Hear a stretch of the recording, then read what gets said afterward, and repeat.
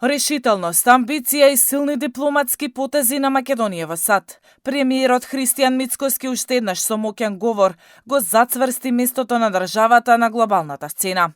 Тој на конференцијата на американските конзервативци ја раскажа како што вели македонската вистина и двојните стандарди на ЕУ бирократите. Тој потенцираше дека од самиот почеток на македонската самостојност, од поранешната Југословенска федерација, ние имаме две стратешки цели – влезот во НАТО и Европската унија, во која не сме во можност да станеме членка, затоа што повторно имаме притисок да го смениме нашиот устав.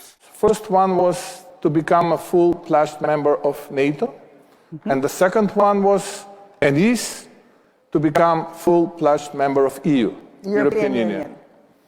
We've become a member of NATO, but prior to become a member of NATO, we changed our flag, we changed our currency, we changed our constitution, and we changed our name because some of our neighbors become a member of NATO prior to us, and they used or misused tool of veto to solve bilateral demands.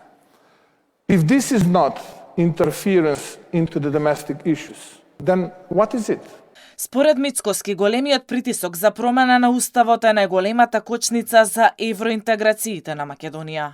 If constitution is not internal issue of sovereign country, then I'm wondering what is it? And we've been asked to change our constitution again. Is it not fair? Is it not fair?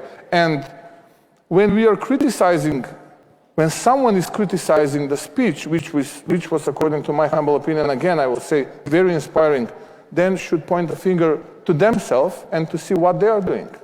This is not fair. This is not fair for the small country which wants to become a part of the EU. And the EU values are everything but not bilateralization of EU accession process.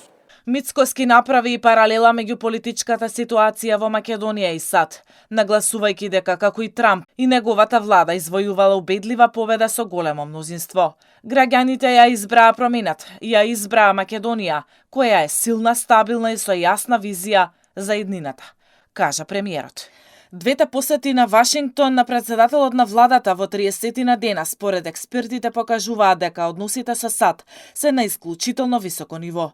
Истото го потврди амбасадорката Агелер, која рече дека честите посети на Мицкоски на Вашингтон се показател за близината на Македонија и САД и билатералната соработка. По ова, упатените се децидни дека Македонија, после подолго време, има глас во Вашингтон.